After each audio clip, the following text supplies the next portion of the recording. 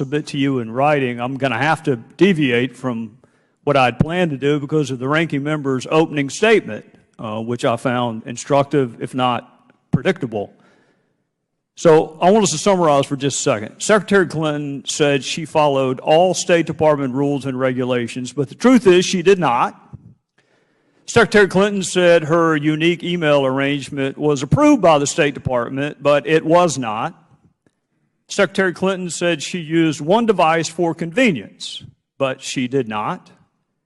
Secretary Clinton said she did not send or receive classified material, but she did. She said she turned over all of her work-related emails, but she did not. She said her attorneys personally reviewed each email, but they did not. So when faced with a series of demonstrably false statements, utterly impeached by both fact and logic, the ranking member did what lots of criminal defense attorneys do, which is blame the investigator. And when that didn't work, they throw the Hail Mary pass of all criminal defense attorneys. Other people did it too. Which brings me to General Colin Powell, one of the most respected people in our country's history. You know, Secretary Clinton told the FBI, and I'll concede, she says different things to the public than she says to the FBI, but she told the FBI that Colin Powell's advice had nothing to do with her decision to set up her unique email arrangement with herself. Now, I'm going to say that again in case anybody missed it. Secretary Clinton told the FBI, under penalty of not telling the truth, that Colin Powell's advice, email, had nothing to do with her decision to set up that unique email arrangement with herself. Now, I will say this in defense of Mr. Cummings. I understand why he may not believe her. I understand that. I understand why he may have credibility issues with anything that the Secretary said. I get that. But I think it would have been fair when you are using your opening to criticize Colin Powell to at least point out the person you're trying to defend doesn't even say Colin Powell was the impetus behind her decision to have that unique email arrangement with herself. So let me ask you this. Secretary Clinton was asked, because she frequently says 90 to 95% of her emails were in the State Department system. Have you heard her say that? Sir, I can't recall. Well, it won't take you long to find it. She says it a lot, or she said it a lot. And then she was asked, who told you that? Who told you that 90 to 95% of your emails were in the State Department system? And you may find her answer interesting. We learned that from the State Department and their analysis of the emails that were already on the system. We were trying to help them close some gaps. I like the word gaps. I guess if you consider the Grand Canyon to be a gap, then yes, there were some gaps in her email. Did you have 90 or 95% of her emails on your system? Again, sir, the only emails we would have is what has been provided recently, which was that 55,000 that we got. Well, no, I'm going back before that, Mr. Fendi. She said you already had them before she gave them to you. You already had 90 to 95%. Was that true? Again, sir, the emails that we're looking at, talking about the state.gov emails, she did not have a state.gov account. And as far as the emails that we received from her came at that time frame when it was turned to the department and it was processed by a bureau. But she made this contention before she ever returned them. She said you already had 90 to 95%. She was just helping you fill in some gaps. If you had 90 to 95%, why weren't you complying with FOIA? Again, sir, what I have in our system is what received by a bureau. Well, let me see if I can put that in South Carolina terms that I can understand. If she said that you already had 90 to 95% of her emails before she ever returned them, That ain't true. Sir, if I may say this, unless she's talking about the files that were sent to other individuals within the State Department, sent to their state.gov account.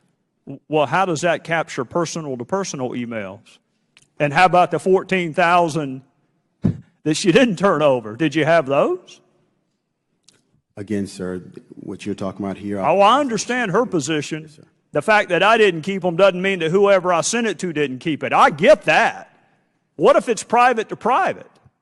How are you supposed to have Sidney Blumenthal's emails if it's private account to private account? How do you have that?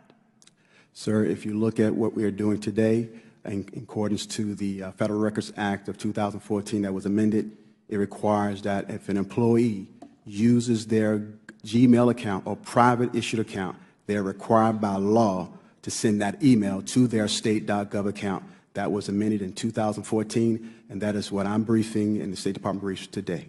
That sounds like it was a couple years too late, but I'm out of time. Who is on assignment. The media's coverage of the presidential campaign has been a topic of heightened interest throughout the primary and general election season.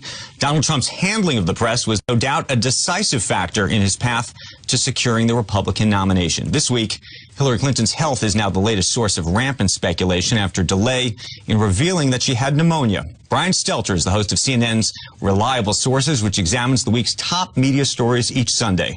From Los Angeles, Ben Shapiro. He is a columnist, author, and editor-in-chief of the Daily Wire. He was formerly a top editor at Breitbart News, and I am pleased to have both of them with me. Brian, let me start with you, and let me start with the issue of Hillary Clinton's health. There was a lot of speculation about Hillary Clinton's health in the news media prior to the revelation of these images, prior to her disclosure about pneumonia. You called some of the speculation back then reckless. You called Sean Hannity specifically reckless. Now that this news is out there, was it still reckless? Some of these figures feel vindicated today, and I don't think they should. Baskets are a popular phrase. Let's use baskets for this.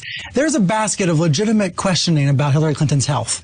And some conservative commentators and media figures fit into that basket. They're right to wonder about her health in some cases. But then there's this other basket, a truly deplorable basket. Sean Hannity fits into it. So does Rush Limbaugh, Alex Jones, and others. These are people who bring up rumors and innuendo about Clinton's health and have been doing it for years. I'm not saying Hannity or Limbaugh fit into this necessarily, but some of these figures want her to be sick. They want her to be dying. They want her to be on her deathbed. It's wishful thinking. And that's some of this BS that's on the web, that's on Facebook. And the problem in media today is this stuff then populates our Facebook feeds and our Twitter feeds. And it becomes this innuendo that we don't just see on the front page of the National Enquirer, which is an offender here, but also then seeps into the public discourse. And that's why I think the Hannitys of the world were irresponsible. Let me ask you a different question. Do you think the quote-unquote mainstream media should have been asking questions about her health before? I think the mainstream media was asking those questions. It wasn't necessarily all broadcast, right? But I do think many reporters had been questioning her health, especially with her coughing fits and things like that. It is interesting, though, to think about Friday to Sunday of last week when she was diagnosed with pneumonia. The reporters did not know until Sunday. Partly that's because the campaign kept it a secret, and partly it's because it's very hard to get inside the inner circle of the campaign. And maybe on Saturday and Sunday morning, reporters should have been trying harder to get that information. But it is disturbing the campaign withheld it, and it's disturbing the campaign was kept the press in the dark for 90 minutes when she left the 9/11 memorial. Ben, you're listening to Brian here, and I'm curious. I'm curious where you land on this issue. You know, when it comes to the media coverage of this, no, I don't think the media were asking appropriate questions about Hillary Clinton's health. Chris Chaliza of the Washington Post 6 days ago, wrote a column about why we shouldn't be asking any questions about Hillary Clinton's health. Then she collapses, and all of a sudden, it's perfectly legitimate. You know, are you going to release your health records? Why do you have a consistent record of hacking this much? And again, none of that is illegitimate. I agree with Brian that baseless speculation, that there are these videos that go around saying she has Parkinson's disease or MS. I mean, all this is nonsense. Exactly. Having doctors on the air to try and diagnose Hillary based on the fact that there's tape of her coughing is silliness. I mean, my wife is a doctor currently in residency, and she wouldn't be diagnosing people based on 30-second clips of them online. So then what's the appropriate way to do it, though? That's deplorable behavior. It's the difference between reporting and rumor mongering, and there's been too much wishful thinking, rumor mongering. What we need is less guessing and more reporting. Brian, this is Jim Rudenberg in the New York Times. writes a column called Trump is Testing the Norms of Objectivity in Journalism. He says, balance has been on vacation since Mr. Trump stepped onto his golden Trump Tower escalator last year to announce his candidacy. Democrats say that Trump has gotten $2 billion in free advertising, free media. Free coverage, yeah. Republicans say that Mr. Trump has gone unchallenged. And I'm going to go to Ben first. Do you think there is true and utter bias in the media?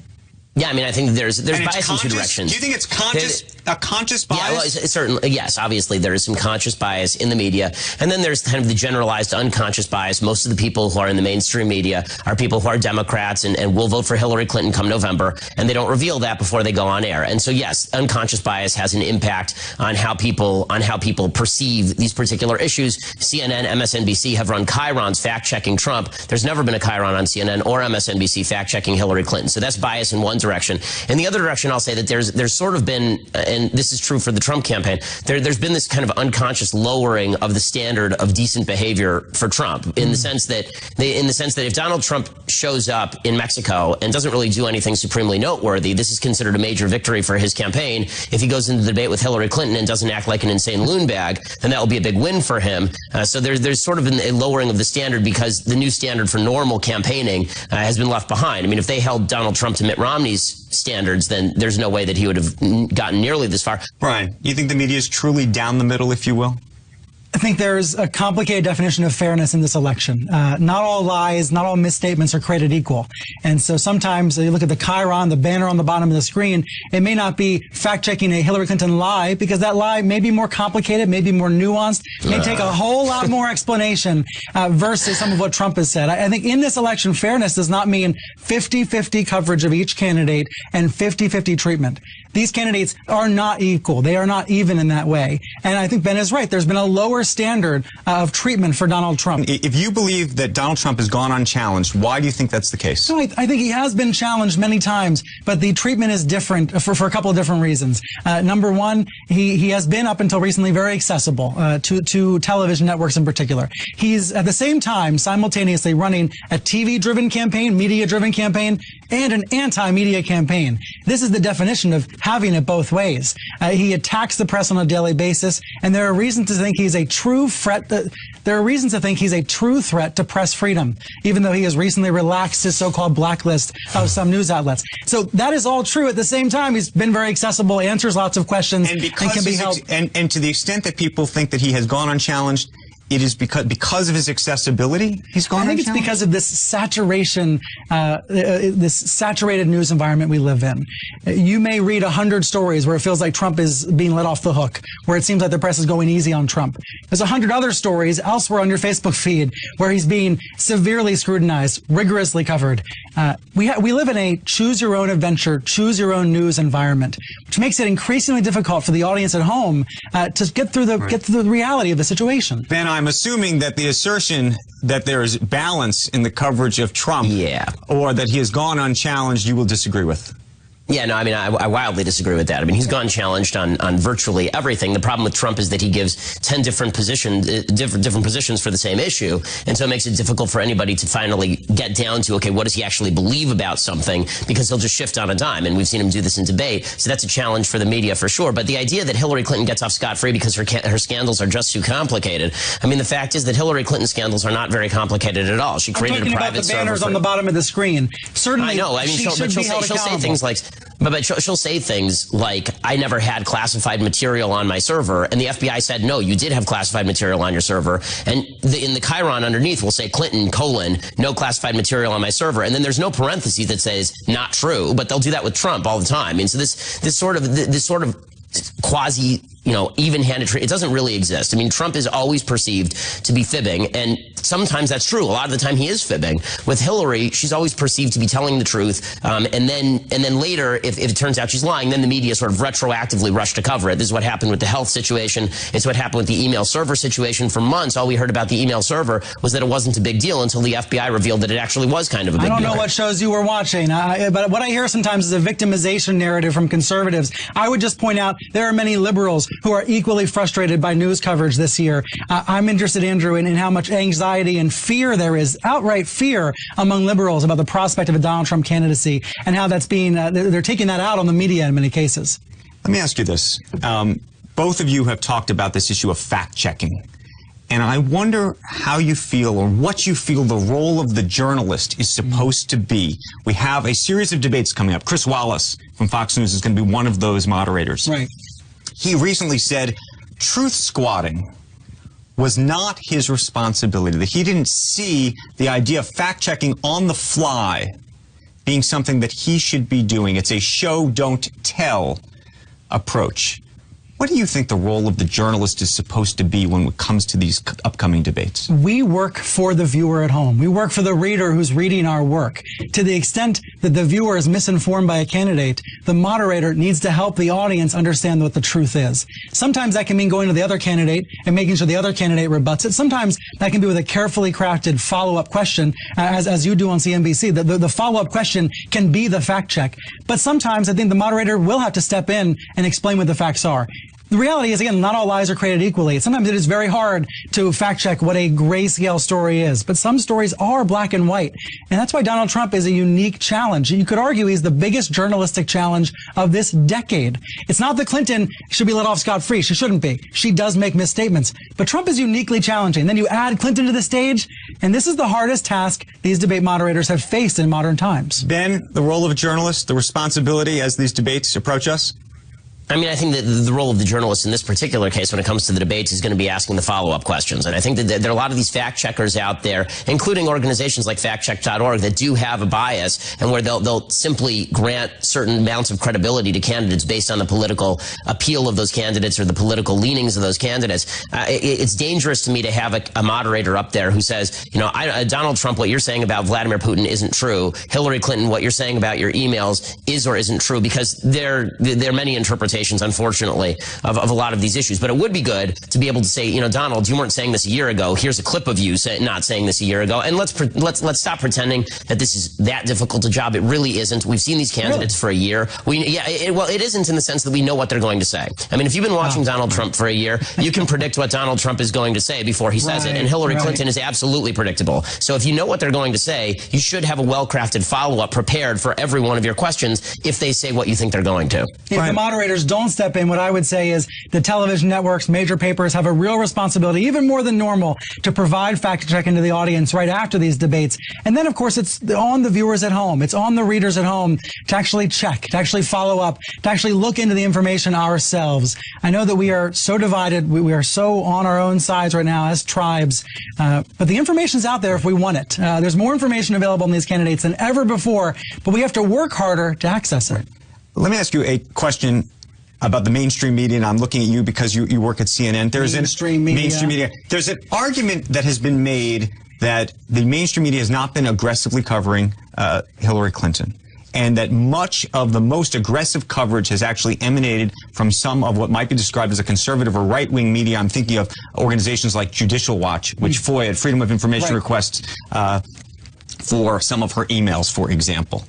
Do you think that's a fair assertion? I think to some degree it is, and that's a valuable part of the media ecosystem, right? We're better off to have outlets that are explicitly conservative in this country, like Fox News and others. We're also better off because there's explicitly liberal outlets like Salon and Salon and Talking Points Memo and places like that. We're better off to have that diversity and that variety. But I would point out the New York Times assigned Amy Chozick to the Clinton beat years ago. The CNN assigned reporters to the Clinton beat years ago, and there have been thorough investigations from mainstream media. Absolutely. There's just this distinction between outlets that come with a point of view, like Fox News, and outlets that try not to come with a point of view. Ben, I'm assuming you think nobody comes without a point of view. Well, I mean, I think obviously trying to separate, using Brian's language, Fox News into the opinionated basket and CNN into the non-opinionated basket. I think anybody who objectively views both networks understands that there's an editorial bent to both of those networks. When it comes to, you know, the idea that let 1,000 flowers bloom when it comes to the media, obviously I agree. But I would point out a distinction. I mean, Brian, you sort of shifted away from the fact that Judicial Watch was named there. Judicial Watch has done most of the heavy lifting on a lot of the Clinton documentation here. Judicial Watch is not a media outlet. Judicial Watch is a 501c3 organization that FOIAs a lot of these documents from the federal government. And why the Washington Post wasn't doing that, or the New York Times, or you at CNN weren't doing that, is a question that really ought to be looked at. Well, where I disagree with you is that Judicial Watch now is a media outlet, that all of these groups are media outlets in the way the Media Matter as a nonprofit is. I would also say Donald Trump's campaign and Hillary Clinton campaigns are media outlets, as Ben Smith from BuzzFeed and others have pointed out. Well, all of these outlets now are media outlets, but we should take that seriously. If the media is everything, the media is nothing. But that's been a change in our media ecosystem, that all of these outlets now, all these nonprofits, all these companies are media outlets. Again, it's harder for the audience at home. I think it puts more of the onus on us to sort through it all. Okay, but the fact is that Judicial Watch, the way that Judicial Watch works, and I know this because I know the folks at Judicial Watch, is if they actually receive documents from a FOIA request, it's not like they have the power of putting it in front of millions of people like CNN does. I mean, they're 501c3. They pitch their information to media outlets who either then pick it up or don't pick it up. So putting everybody in the media basket basically says there's no such thing as the media. An individual with a cell phone is the media. Ben, I think you're a media company, and I'm glad you are, because I can subscribe to you now. Well, I appreciate it, and I hope everybody subscribes to dailywire.com as long as we're pitching things. But, the fact is, I do run a media company, but it's a media company that actually has readers and spends money to market our material, and we actually try and get that out there. Judicial Watch is getting documents from the federal government. Why is it right now we know that the media are trying to unseal Donald Trump's divorce records in the Ivana Trump case? Why weren't they FOIAing Hillary Clinton's State Department records? The Associated Press was for years. They went to court to get them. That's and true. Recently did. The AP was. And the Obama administration was trying to crack down on the AP for various other reasons. So, earlier in this particular segment, you were talking about the fact that you thought that Trump was a threat to press freedom. I don't wholly disagree with that, but the idea that Hillary isn't, when obviously she's been less than forthcoming with the press, and Barack Obama has been maybe the worst guy for the press in the modern presidency, is I think, again, just evidence of maybe bias on your part. It is not bias on my part. I would agree with you. Clinton is also in some ways a threat. Trump has taken more explicit steps to curtail the press. There are behaviors of his campaign that are more troubling, but Clinton is no friend of the media either, and it would seem that either of these candidates would continue President Obama's troublesome relationship with the media. Gentlemen, on that note, we are going to have to end the conversation there. I appreciate it. It is a debate that is not going to end anytime soon. Thank you. Thanks. Thank you both. Thanks so much.